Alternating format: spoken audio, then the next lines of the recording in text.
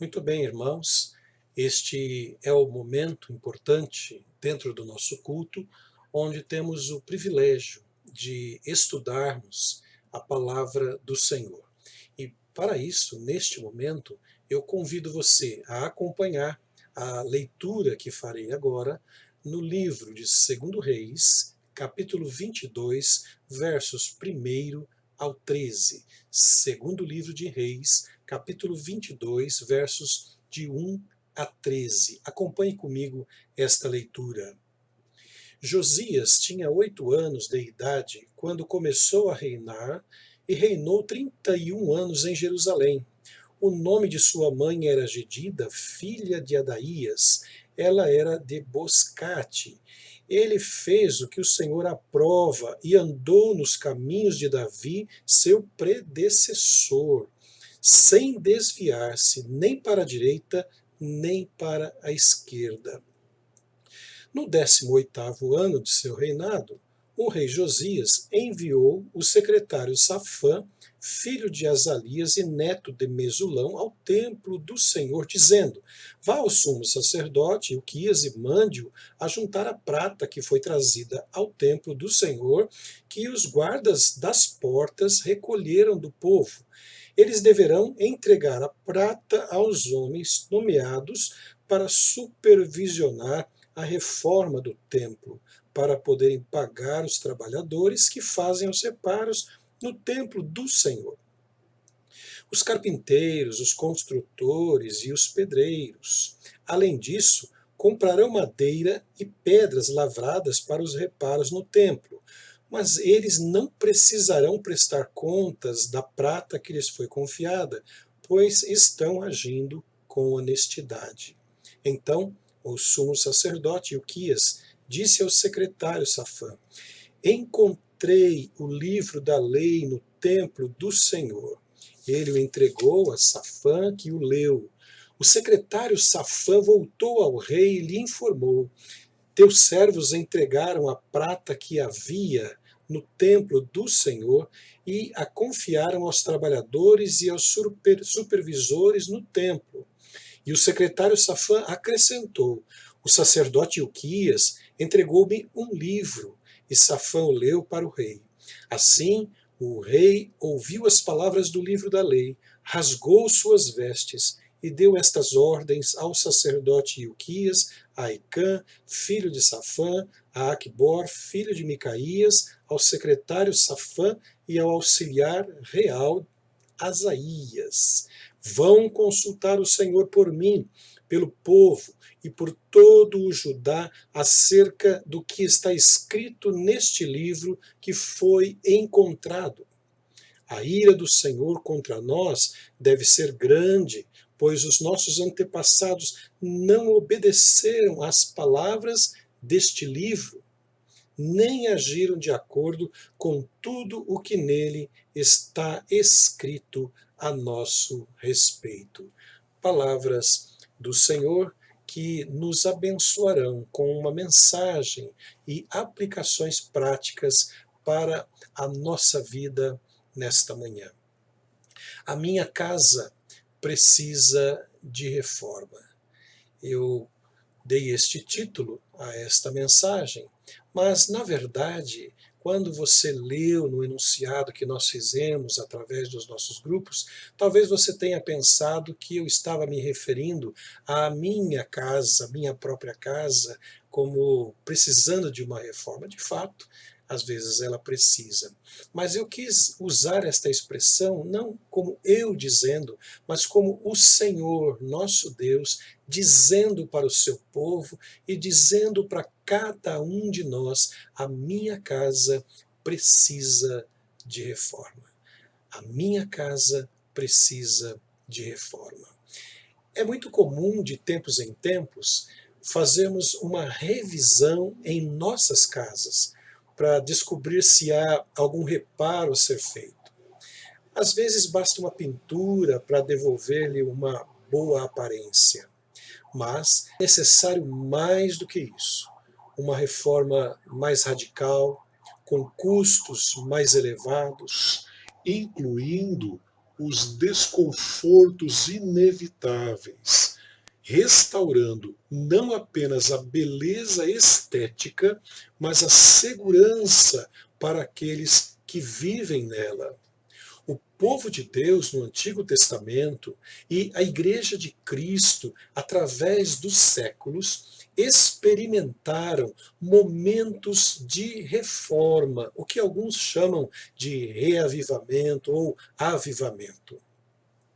Neste último sábado, e hoje, certamente, muitas igrejas de origem reformada estão lembrando o movimento de 31 de outubro de 1517, protagonizado por Martinho Lutero, com efeitos que marcaram profundamente a história da igreja cristã. Às vezes, como fazemos em nossas casas, a igreja precisa avaliar se está vivendo entre os escombros, mantendo dentro de casa objetos que não deveriam estar lá, ou jogando fora objetos que deveriam permanecer lá e não estão. A reforma implantada pelo rei Josias, texto que acabamos de ler, é fascinante e desafiadora. Eu não fiz a leitura de todo o texto que mostra todo o contexto e os acontecimentos deste momento histórico interessantíssimo. Mas, durante esta palavra, eu quero mencionar outras referências que nos ajudarão a compreender o que acontecia naquele tempo com Josias e com o povo de Israel. Quero analisar com você alguns detalhes desta história e trazer algumas lições para a Igreja de Cristo. Eu começaria falando sobre um dos maiores avivamentos do Antigo Testamento, que está registrado nesta experiência do rei Josias, conforme acabei de mencionar. Vamos, resumidamente, mostrar o antes, durante e depois eu quero fazer alguns comentários sobre esses fatos. Antes desta reforma anunciada por Josias, registrada nos capítulos do livro de Reis, nós temos o povo de Israel como um povo que tinha se afastado de Deus. Eles haviam se entregue à idolatria e adoração de deuses pagãos. Estavam vivendo uma profunda crise espiritual e Deus estava prestes a julgar Israel por seu comportamento pecaminoso. Estava muito claro, diante da situação, que a única coisa que poderia resgatar o povo desta escuridão seria voltar-se para Deus. E só Deus poderia enviar um reavivamento sobre a nação de Israel. Então, neste fato inicial, nós temos um povo completamente perdido e distante de Deus. Então entra neste momento a ação de Deus. E o que acontece neste momento? Deus levantou um rei chamado Josias, um homem que, segundo relatos das Escrituras, conhecia a Deus. Mais que isso, amava a reforma do templo, um documento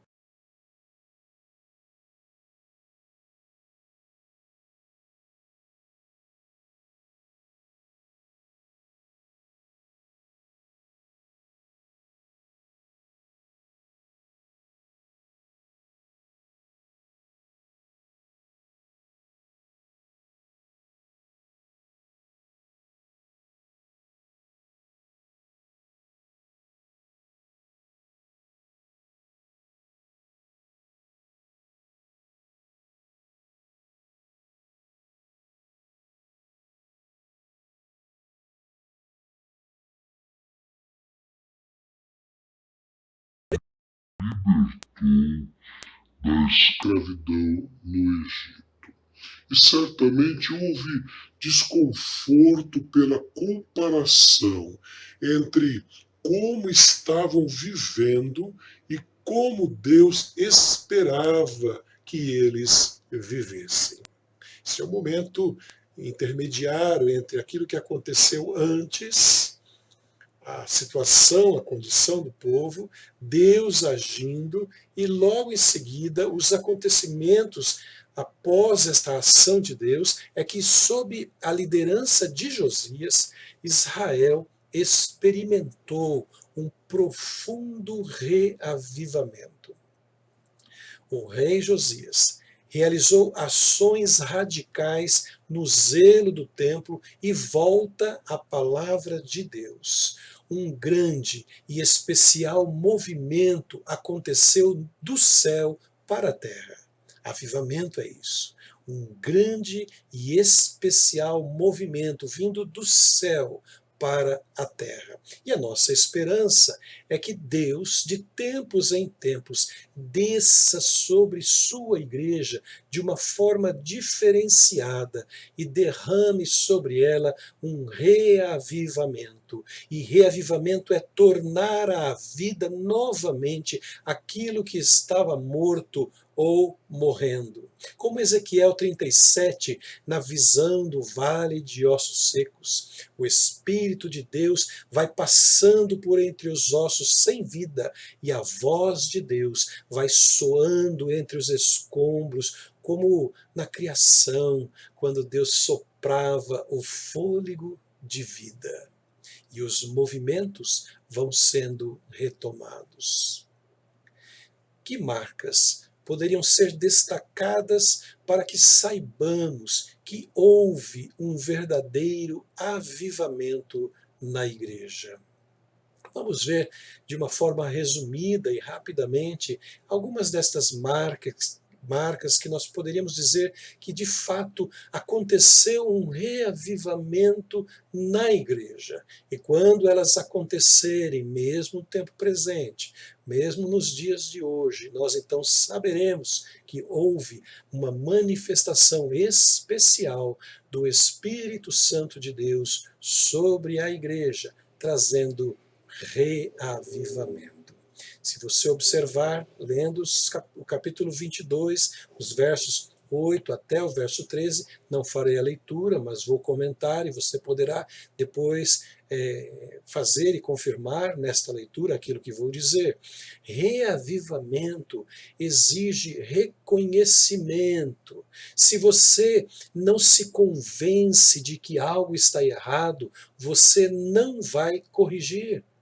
O templo de Deus estava abandonado. Vemos Josias ordenando que se pague o salário dos trabalhadores que estavam restaurando a casa de Deus, segundo Reis 22, 4 a 6. Pior que paredes sujas e abandonadas, a palavra de Deus já não estava entre o povo por muito tempo. O povo já havia se esquecido e abandonado a palavra de Deus. E, curiosamente, ela foi perdida e esquecida dentro do próprio templo, que também estava profanado e destruído pelo próprio povo. Mas, quando o livro da lei foi encontrado e lido, os sacerdotes e o rei perceberam quanto estavam distantes de Deus. Nós lemos isto lá no capítulo 22, verso 13. Josias tem esta impressão, esta percepção de quão distante ele, como rei, e a sua nação estavam descumprindo a palavra de Deus, o quanto eles haviam se distanciado da palavra de Deus. Mas Josias não ficou contente apenas por encontrar o livro da lei perdido, mas houve uma conscientização do pecado da nação, o que o levou a estabelecer planos radicais para que houvesse uma reforma, não apenas no templo, mas na vida de todo o povo de Deus. E isto é importante, queridos irmãos e irmãs. Há necessidade de tomarmos consciência dos nossos pecados, do nosso afastamento de Deus, do distanciamento da palavra de Deus. Se não nos conscientizarmos, se não reconhecermos isso, nós não vamos retomar, não vamos restabelecer este relacionamento com Deus e com a sua palavra. Foi exatamente o que aconteceu com Josias, o povo de Israel, ao encontrarem-se novamente com a palavra de Deus, com a lei de Deus. E a começar dele mesmo, diz capítulo 22, verso 11, o rei Josias rasgou as suas vestes e deu ordens para que resolvessem a questão imediatamente. E rasgar as vestes, antigamente, era um sinal de angústia e arrependimento. Hoje não precisamos rasgar as nossas roupas, mas precisamos sim rasgar os nossos corações em arrependimento e reconhecimento dos nossos pecados diante de Deus, como pessoas e como igreja, que falha também muitas e muitas vezes diante da palavra do Senhor. A volta à palavra de Deus é uma característica dos movimentos reformadores ou dos grandes avivamentos. Lutero e outros reformadores defendiam o retorno à palavra de Deus. E quando nós voltamos para ela, acende-se uma luz que mostra quão distantes estamos da vontade de Deus. E não basta apenas afirmarmos que a Bíblia é a palavra de Deus, que é a regra de fé e prática para a Igreja de Cristo. É preciso viver de acordo com ela. Foi esta a percepção de Josias. Não apenas o fato de encontrar a lei perdida no templo, mas precisamos voltar a viver de acordo com esta palavra de Deus. Indo um pouco mais adiante, capítulo 23, do verso 1 ao 3, se você fizer esta leitura, você vai perceber que reavivamento exige arrependimento, não apenas a conscientização. Eu posso estar certo, eu posso concordar a respeito de determinada coisa, mas eu preciso me arrepender para então partir para uma nova ação, para um novo caminho, para uma nova atitude. Josias leu a lei para o povo e os conduziu ao arrependimento. Eles se comprometeram a guardar a palavra de Deus, a voltarem-se novamente para Deus e cumprirem aquilo que Deus esperava de cada um deles. Arrependimento significa lamentar, arrepender-se, mudar de ideia. Mudar de ideia. É uma mudança da mente que resulta em mudança de atitude. Quando eu mudo a minha mente em relação a algo que eu estou fazendo, quando eu me convenço do erro e da falha sobre alguma atitude que tenho tomado, eu mudo esta atitude, passo a tomar e a realizar outra coisa de outra forma. O povo reconheceu que fez algo errado e experimentou mudança e nova direção. Deus espera arrependimento antes que possa enviar um verdadeiro avivamento sobre a sua igreja. Caminhamos um pouco mais nos textos e ainda um pouco mais adiante, um texto que não fiz a leitura, mas vou fazer o comentário, você poderá ler posteriormente, capítulo 23, dos versos 4 até o 20 e também o verso 24, você vai verificar que o avivamento envolve reforma.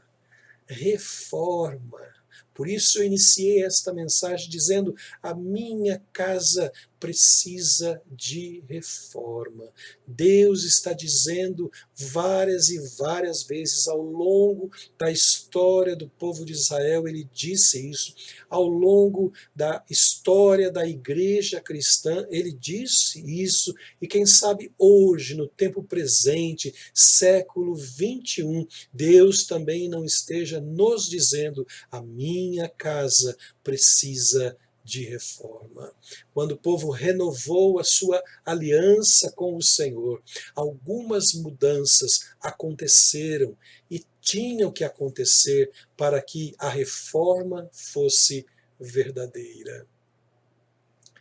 Eles limparam o templo se tornara um local de adoração de ídolos. Então, Josias retirou da casa do Senhor o que não deveria estar lá. Observem uma marca de que as coisas estavam totalmente fora de lugar. O povo estava vindo ao templo de Deus para pecar dentro do templo de Deus contra Deus, que tinha sido rejeitado e substituído por ídolos no seu próprio templo. E a percepção deste pecado veio porque eles leram a palavra de Deus e se voltaram para ela com arrependimento. Olhamos para o país e aí pensamos: seria muito bom se acontecesse uma reforma radical e verdadeira na nossa nação. E aí talvez olhemos para a igreja e dizemos: quem sabe Deus poderia enviar um reavivamento de tirar o fôlego ou de colocar um fôlego novo na sua igreja. Mas talvez seja mais fácil começar do mais simples. Podemos examinar a nossa vida pessoal e nos certificarmos de que as coisas que desagradam o Senhor foram completamente retiradas. E aí começar um processo de reforma ou reavivamento a partir da minha própria mudança de vida. Esta era a situação no tempo de Josias. O Deus que havia sido abandonado e trocado por ídolos. A palavra de Deus que tinha sido abandonada e esquecida. Antes, você podia olhar para Israel e ver, além da beleza da cidade, do templo, algo maravilhoso, a glória de Deus presente, vivendo entre o seu povo. E então tudo se perdera. E o que se via eram escombros, ídolos, pecados. Mas quando o povo reconheceu o seu pecado e se arrependeu e voltou-se novamente para Deus, experimentou um verdadeiro reavivamento. Se queremos isso, devemos fazer o mesmo. Voltar para a palavra de Deus como padrão para a nossa vida neste mundo. Precisamos nos arrepender de nossos pecados e deixarmos que Deus faça as mudanças necessárias em nossas vidas e na sua igreja. A minha casa precisa de reforma. E a sua? A minha casa precisa de reforma. E a sua? Que Deus nos abençoe e nos ajude na compreensão da sua palavra e das lições que Ele quer nos ensinar através desta meditação que acabamos de fazer. Amém. Convido você